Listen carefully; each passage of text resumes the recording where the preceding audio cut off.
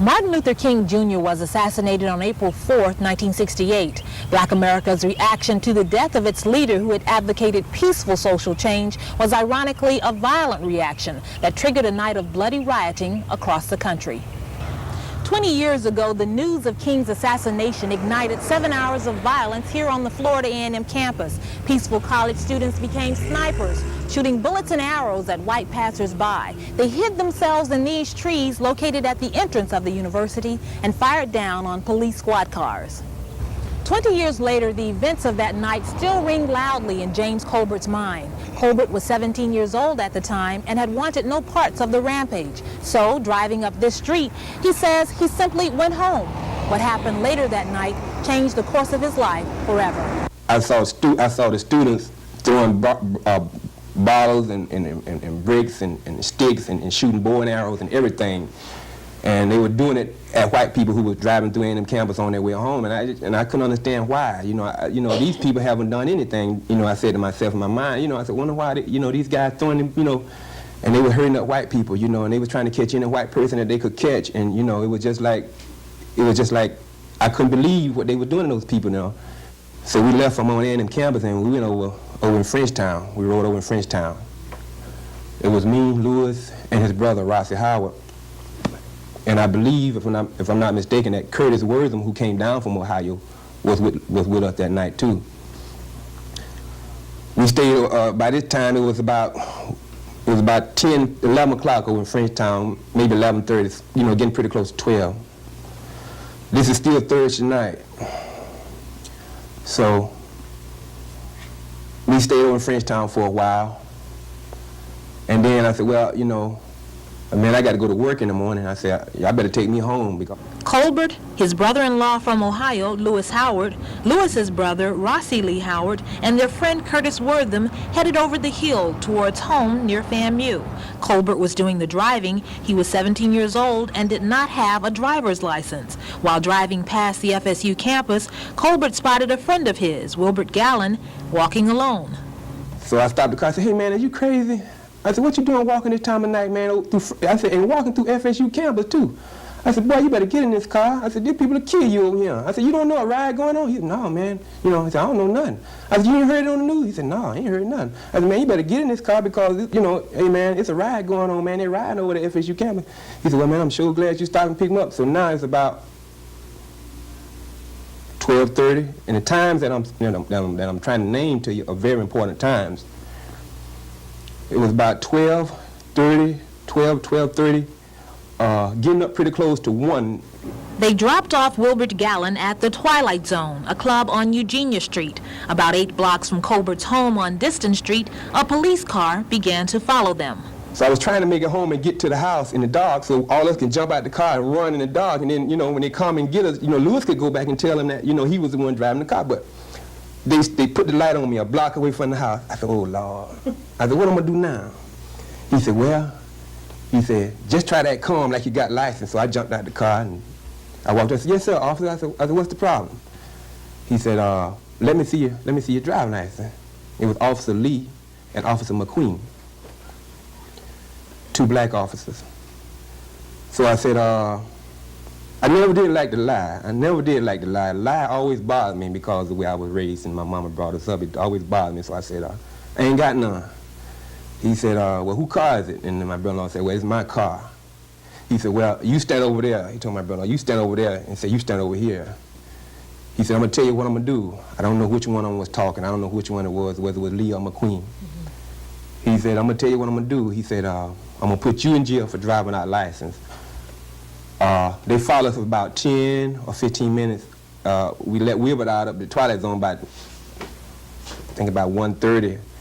And my house was like, I don't know how, for maybe half a mile or whatever, 7 or 8 blocks from the Twilight Zone. And it was about 1:45 now. I mean, 1:45, 2 o'clock in the morning. According to Colbert, the unlicensed driver of the car, he and Lewis Howard, the owner of the car, spent the night in jail. He says they heard about the firebombing when they got out of jail the next morning. We went home and we heard on the street that somebody had got burned up. Somebody had got killed that night. I said, what? He said, somebody got killed? He said, yeah. I said, wow, they was tearing up last night. I said, wow. I said, Lewis, you see, man? I said, it's 'cause we was in jail, man. We missed all the action. He said, yeah. I said, how'd he get killed? He said, man, somebody burned him up. I said, burn him up. I said, what happened? You know, he said, it's over there on Lake Bradford Road somewhere. Crowson. I said, no, come on. I said, Travis Crow? He said, yeah. I know Travis Crow. I said, you mean Travis Crow friends? I said, wow, man. I said, that's deep. I said, Travis dead? 20 years ago, Crow's grocery store was located here at 1902 Lake Bradford Road. The nightmare for the Crow family began between 2:20 and 2:30 a.m. when a neighbor heard an explosion in the store and telephoned the fire department. The Crow family was asleep upstairs in the bedroom section of the two-story apartment located to the side and rear of the store. About 2:20, my other son, you got to understand this apartment now was 3 bedrooms upstairs and a bath. And the stairwell went up between the northwest room and the center room, which was the boys' rooms. Travis Earl was in the end room, northwest corner, and Michael was in the center room. We were in the southwest corner. So the stairwell came up between their rooms, and he smelt smoke and heard some noises, so he came into our room, shook me and said, Dad said, I think there's something burning. It smells like an electric motor burning. He was used to smelling electric motors, you know, when they get hot, you know, equipment in the store. And so I woke up immediately and jumped up because I knew I knew that the building was on fire. I don't know why, but I knew it. And then by that time things started popping. Canned stuff was popping open, and then there's a lot of gun shells down there, and they began to pop. So I run over first and located the window. The lights were all out, the telephone was off. And that was approximately 2:22. Excuse me. So I located the window, and the aluminum awning type windows, and the window was already rolled out. And I took my hands and pushed one part of the window up and the other one down, and made that thing wide enough for my wife and Michael to go through. And put Michael out first and dropped him. There was some guy out on the ground hollering for us to come on out. So I put Mrs. Crow out, excuse me, and I told him, whoever was on the ground, I told him, I said, now I've got to go and get Travis Earl in the other end of the apartment. He said, never mind, said, we've already called the fire department, and they'll be here any minute. And said, they're on their way, and they'll get him out if he ain't already out. So I went into the middle bedroom, which was Michael's room, and I got that far, and the smoke just you couldn't see anything. You just had to feel your way, and the smoke was so thick, and I was choking on the smoke, so I run back and found the window, and this gentleman kept hollering, come on out of there, Mr. Crow. And he said, the fire department's on their way here. Well, in fact, he talked like they were there. So I went on out the window and got down there. Well, it was Malcolm Kelly that was doing the talk. He was a neighbor about 3 doors down. And when I got out, the fire department wasn't there. And it took them another while to get there. My older son, Larry, which was married and lived at Lake Bradford, and he had been notified, someone had notified him, and he jumped in his car, and he didn't bring his wife and kid. He'd come on up by himself, and there was hot electric wires laying all over the street. And some of the policemen run out and tried to stop him, but he come on through the wires, and then he got one of the firemen and literally took him up the stairs, and a policeman, or a deputy, one the other. And they went upstairs to Travis Earl's room and found him laying between the bed and the window. And when they got up there, there was a fireman in the room then. He had come through the window on the ladder when they got up there. So my son come all the way, was notified at Lake Bradford, and that's about 3 miles from the store. And he came all the way from there after he was notified and came up there and still got into the room by the time the first fireman got in there.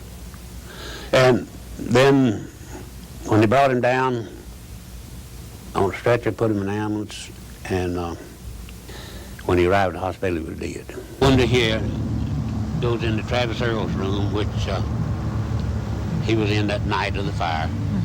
And that's the window that the fireman got inside his room through And my son and the other took the other fireman and the policeman through the door back here up the stairs.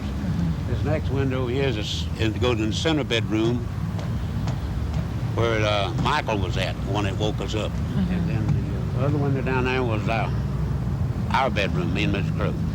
And that's the window that me, her, and Michael all came out of the night of the fire. Earlier that evening, the Crow family had watched TV news coverage of Dr. King's assassination. Their son, Travis Earl, had been visiting his girlfriend up until about midnight. Crow telephoned his son and told him to come home because of the rioting. When Travis Earl got home, the family took all of their guns upstairs and went to bed. That was the last time that they saw Travis Earl alive. Later, rumors circulated in the black community that Crow had set his own store on fire to get the insurance money.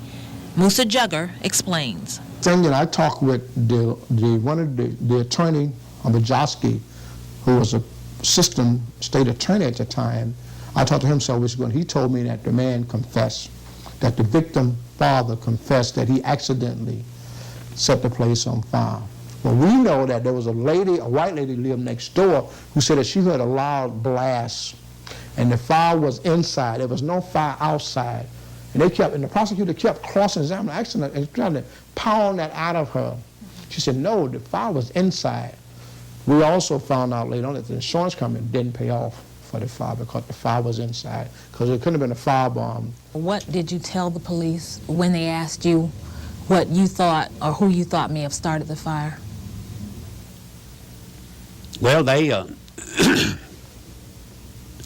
had their minds set on, of course, on the neighborhood and also on A&M campus. And I told them to start with it. I didn't think that it was the A&M campus bunch that done it.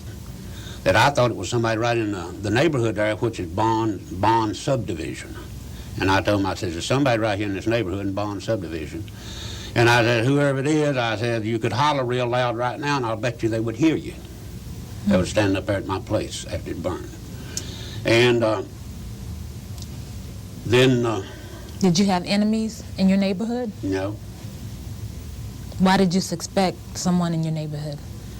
Well, because those young blacks, they're just out to get into trouble. The type that lived in Bond subdivision on Stern Street. A lot of people used to refer to Stern Street as Mean Street. 15-year-old Billy Ray Oliver got into trouble one day about a week or so after the Crow store firebombing. He was arrested for trespassing at the Tallahassee Municipal Airport. They gave him 15 days mandatory time. Then one night, he says they interrogated him for hours about the firebombing. At first, I told him I know nothing about the incident. But you knew something about it? No. I didn't know anything about it. Okay, so did you ever give any kind of confession stating what exactly happened that night? Yes, I did. You know, after they interrogated me for numerous hours and they threatened that they were going to let me go if I told them anything I knew. So I made up a bunch of lies and thought that would pacify them. What were the lies that you made up? Well, I self-incriminate myself, I self-incriminate two other guys. And said what? That we was on the night of the Crow fire, that we was there. But you weren't there? I wasn't there. Oliver had named Rossie Lee Howard, Curtis Wortham, and James Colbert. Oliver said the pressure he experienced came from Leon County Sheriff's Deputy E.B. Chairs and Detective Larry Campbell. Campbell and Chairs picked up Colbert. They told his mother they wanted to talk to him about forging checks. Colbert didn't have a checking account. They're taking him all out the house. So really, they lied to get him away from the house in the first beginning, because it wasn't nothing even much about a check. They just told us that, you know, he wasn't on arrest or anything, so they just wanted to take him out. On the way to jail, Colbert asked about the checks. He says the detectives told him they didn't want to talk about checks and that they wanted to talk to him about a murder. When they arrived at the jail, polygraph expert Joe Townsend gave Colbert a lie detector test. He said, did you know who threw the bomb? I said, no. Oh, he said, okay. So they finished, and all three of them went out the room. So they came back in the room after a few minutes. And I got up and I said, can I go now? And I started walking to the door. He said, wait a minute. He said, hold it, sit down for a minute. I said, huh? He said, sit down. I said, what did the test say? I said, didn't the test tell you I was telling the truth? He said, yeah, the test said that you were telling the truth about one thing. I said, what was that? He said that you didn't throw a bomb. I said, well, what else you want? He said, but the test said that you were lying about something. I said, what did he say I was lying about? I thought he was, about my name or something, or something little minor. He said that, you know about that murder. He said, you was there when that murder was committed. He said, and we want to know what happened. I said, no, man. I said, no, man. I said, no. Hey, no, man. I said, no, man. I don't know nothing about no murder. He said, look. He said, I've been doing this lie detector test here for, he named the years that he had been a lie detector expert. And he said, my machine don't lie. He said, now, either you tell us the truth or we gonna have to get it out of you. I said, man, no, I'm telling you the truth. I said, I don't know nothing about no murder, man. I don't know. I said, if I knew, I'd tell you. Anything I knew, I'd tell you. I don't know nothing about no murder. And then he said, well, it's getting on about, they arrested me, like I said, it was about 2 o'clock when they came to the house. And it's about 6 o'clock in the morning, and I hadn't had any sleep or anything, And they were still trying to make me say I did it. They still making me, I'm still saying, no, man, I don't know nothing about no murder, man. I don't know nothing about no murder. I said, man, and then he hit me. I said, man, I said, I was in jail that night. I said, I was in jail. He said, you was in jail? I said, yeah. He said, well, I said, check your records. I said, check your records. Your record will show you that I was in jail. I said, let me go home, man. I said, nigga, bring your ass back here and sit down, because I was walking toward the door. And I was backing up, and I was scared. And I was looking for one of them among the guys who was in the room to have some kind of, love on his face or some kind of friendship on his face, And I was just looking at him. I said, no, man, I ain't did nothing, man. I said, hey, man. I said, man, I ain't did nothing. I said, why y'all doing this to me? He said, wait a minute. He said, talk to the other, and he went out the room. And he came back in, and he had Billy Ray Oliver with him. And when he brought Billy Ray back in there, I jumped up. I said, Billy Ray. I said, Billy Ray, tell these people, man, that I wasn't with you no night that y'all set fire to some place, man. I said, tell them, because we weren't together. I said, tell them I wasn't with you, man. I said, tell these people, man, they talking about I committed a murder. And Billy Ray had his hand behind his back. He was 15. And he had his head down, and he said, yeah, he was with her. I said, no. I said, no, Billy Ray. I said, no, man. I said, no, man, don't say Billy Ray, I wasn't with y'all, man. I said, tell them the truth. I said, tell them the truth, man. I said, because these people talking about giving me the electric chair. I said, tell them I wasn't with you. And he was walking out the door, and he turned around, and I guess he must have felt kind of sorry for me, He said, he turned around and said, he was with us, but he didn't do nothing. I said, no, Billy Ray. I said, I wasn't even with y'all, man. I said, I wasn't even with y'all. So he said, okay, take Billy Ray back to his cell. You be going home in the morning. Kobe, your ass gonna get the goddamn electric chair if you don't cooperate with us and tell us what you know. You go talking about a 15 and 17-year-old. Well, I couldn't say, well, my God, y'all are too young. Let me go get somebody that's older. I mean, you kind of go with who your suspect is. And these boys confessed to the case. They told who was sitting where. They told where the ignition of the fire took place. They told of other aspects of things that were going along that night, such as the firebombing and attempted burning down of Allen's grocery store down on Gamble Street shortly before Crow's. They told things that there's no way that anyone could have known that had not been there. Billy Ray Oliver broke down and told first. He was alive. The whole statement that I gave him was a lie.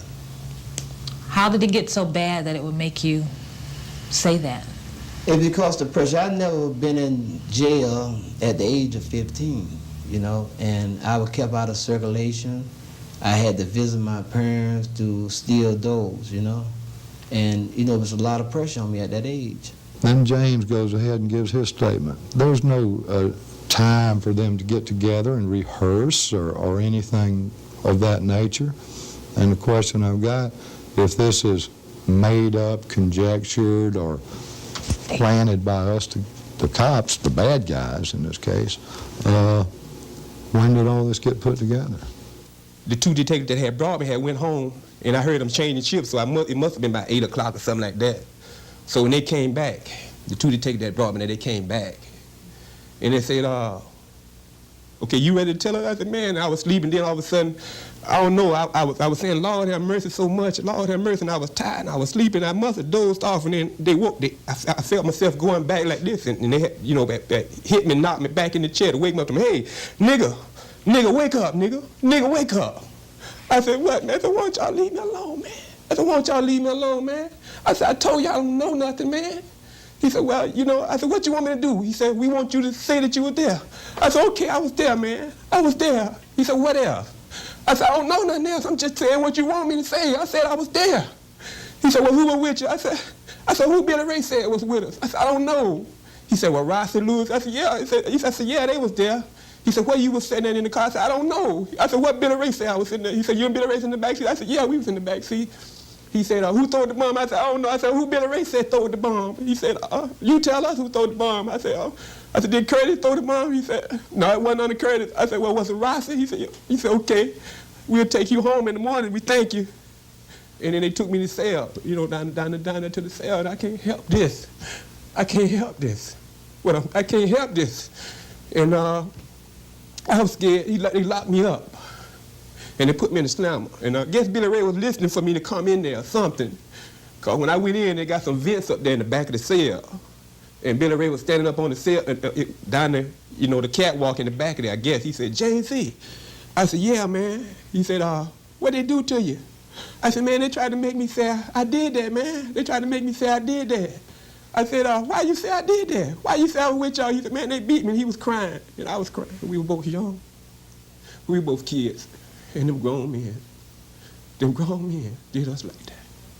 I said, man, don't lie no more, Billy Ray. I said, don't lie no more. I said, tell the truth now. I said, because they're going to try to give us the electric chair. I said, don't tell another lie. He said, James, he said, I won't. He said, I won't. Colbert wasn't allowed to telephone his parents. His brother Freddie learned he was being held for murder on a TV news bulletin and then told his parents. First, I thought, you know, they was going to do something terrible to you, you know, like harm you through the justice system, you know. You worried about it? Yeah, I was worried about it. The whole family was worried about it, you know. And, you know, things just were never the same, you know. Actually, I was scared, you know, because, you know, a thing like that, you know, the way racial tension was at that time, you know, I figured, you know, somebody might have zeroed me out, you know, going to school or something was going to hurt me. And it just was a frightening thing, you know. So. And one time I went out there, they let me into a room with him, me and my husband, so we could sit and talk. And when they said it was time for us to go, I ain't never been hurt so bad in my life. He grabbed the Holt around my waist, and he was just crying. He said, Mom, please, please, Mom, don't go and leave me in here, please. And the police and them had to pry him away from me so I could go. I said, son, don't you know if Mom could carry you away from here, I would. And I just can't, you know, explain how that hurted me and how it made me feel, really. Sadie Gordon was a civil rights activist whose husband, Spivey, worked for the Legal Defense Fund back in 1968. The Gordons helped get legal representation for Colbert and Oliver. Needless to say, I will never forget that experience. When I was directed to their cell, Billy Ray Oliver was one of the youth who was arrested. And I understand he was 15 years old of age at that time. He was crying. He was just out of it. He was asking me to please get him out of there. He was asking for his mother.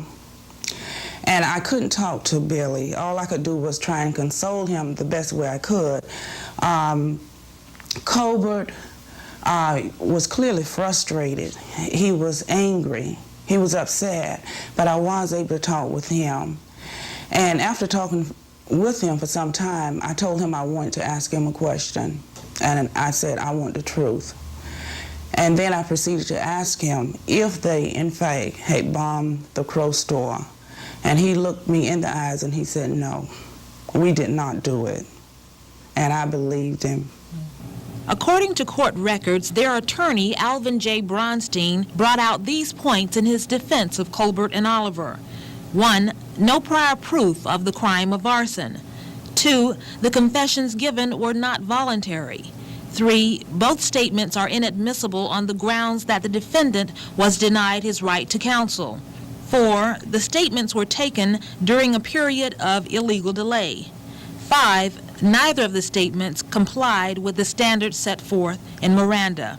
Despite Bronstein's and Reese Marshall's efforts, an all-white Leon County jury convicted Billy Ray Oliver and James Colbert and sentenced them to life in prison.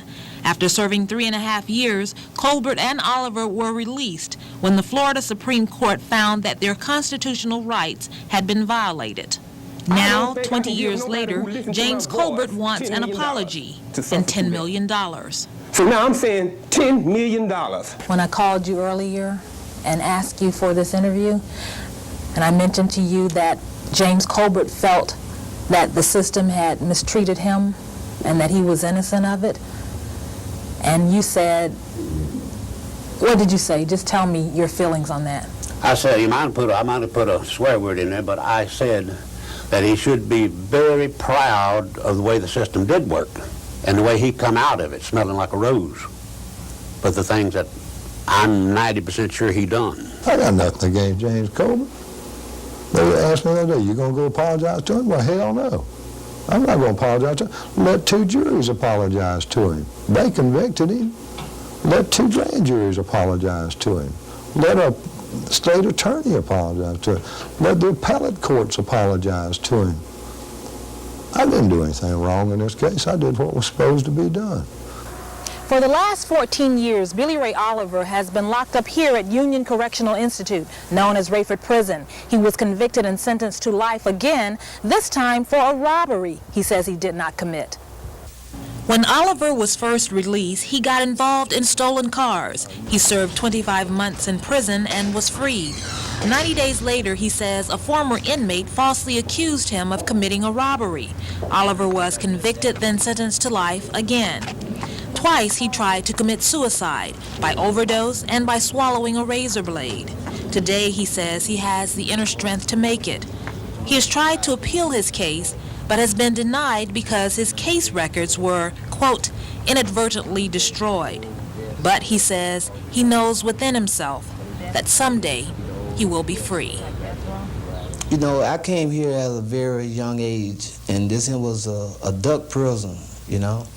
And I had to fight, you know, because guys here, they try to make guys homosexual or this, and you have to stand up for your rights.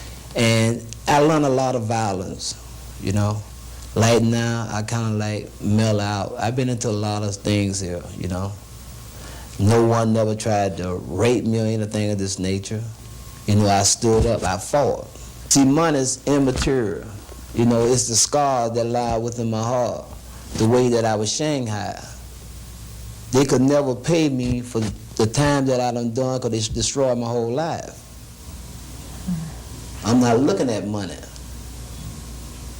You don't want any money yourself, you just want to be out. Freedom to me, if I had my freedom, it's mean a lot to me. My freedom been taken for 19 years and 6 months. I think there's a reason why the case has resurfaced again. I never accepted what happened to me.